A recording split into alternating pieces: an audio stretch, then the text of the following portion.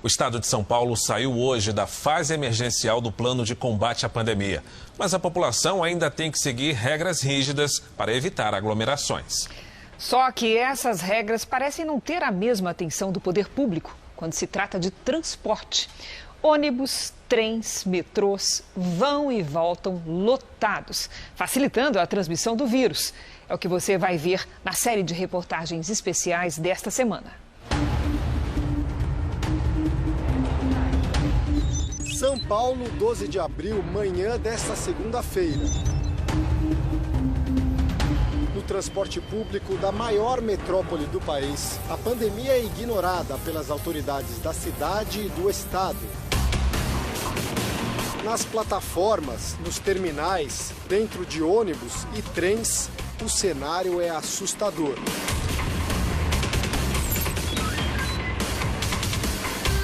A gente está voltando, se expondo ao risco, mas segurança nenhuma.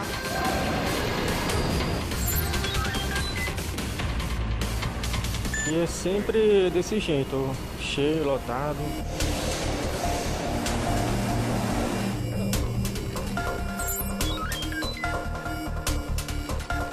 Essa linha, pelo menos que eu uso, está lotada. Todos os dias lotada.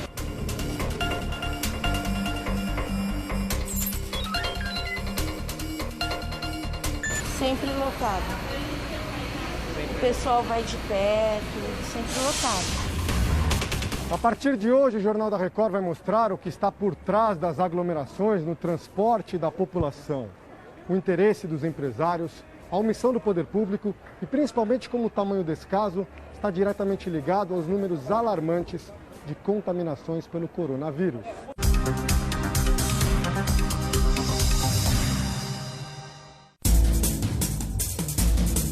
No estado de São Paulo, a fase vermelha está em vigor.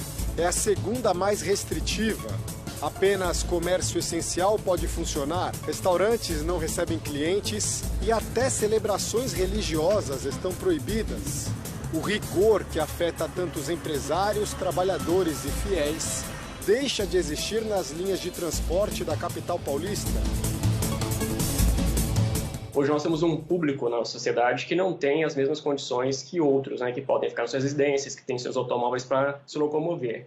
Tem um público mais sensível que é obrigado a utilizar o transporte coletivo em massa, seja de ônibus, seja de metrô, seja de trem. O problema é, esses transportes são comprovados que são embriões aqui de transmissão do coronavírus, da Covid-19. O que acontece é que essa população tem também o direito, cada um, né, da sociedade, de não utilizar um transporte como esse tão aglomerado. Eles querem colocar lockdown em todo lugar, mas o transporte público aqui nessa linha aqui é muito difícil, viu? Imagens aéreas mostram garagens de empresas de ônibus com dezenas de veículos parados e composições de trens também fora de circulação. Botar mais ônibus na rua, né? Que nem tem a pandemia, ai, não pode andar todo mundo junto. Que coloca mais ônibus, metrô, essas coisas. Ficar em casa, quem vai sustentar nós em casa? Ninguém. Então a gente tem que trabalhar mesmo com o ônibus apertado, mesmo cheio de gente. E agora com a redução, né, de trânsito das pessoas, nós estamos vendo que cerca de 1/3 da população de São Paulo, essas 4 milhões de pessoas estão ocupando o espaço das 12 milhões que ocupavam anteriormente. Certamente que hoje nós temos o mesmo volume de gente dentro dos veículos, ocupando espaços, muitas vezes, 9 pessoas por metro quadrado. Isso é um absurdo, fora da pandemia e dentro da pandemia, maior absurdo. Por trás disso, prevalece o interesse econômico em vez da preservação da saúde pública. O empresário tem interesse em ganho. E se ele está colocando toda a frota na rua e não está sendo utilizada, não está havendo ganho, logicamente que ele vai reduzir essa frota com o intuito de haver uma compensação. Né? Infelizmente, essa é a conduta errada, né, proposta pelo empresário. Mas eu acho que a prefeitura, o governo deveria exigir, né, a postura, o isolamento, né, dentro do veículo, como ele faz para outras atividades, né? Ele impõe que se tenha distanciamento no banco, ele marca o chão, só pode ter uma pessoa a cada 1,5 metro, 2 metros. Né? Os bancos são separados, são marcados, os que devem sentar, o que não deve sentar.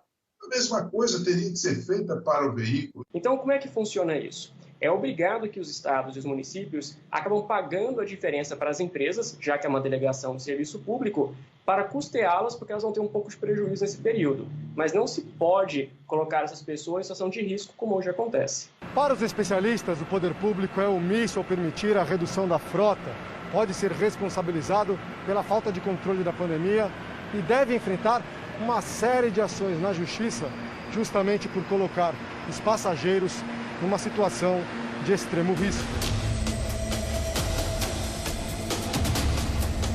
Nós temos aqui consequência administrativa, tem consequência civil e até pode ter consequência penal. Do ponto de vista do direito constitucional e do direito administrativo, o poder público ele é responsável por eventuais lesões causadas a terceiros.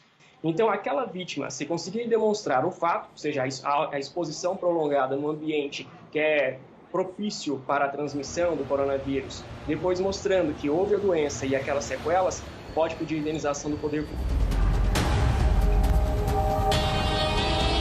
Bem antes da pandemia a gente já pegava ônibus lotado, agora com esse vírus espalhado aí a gente continua pegando. Então a gente que precisa trabalhar, a gente não tem como se proteger, né?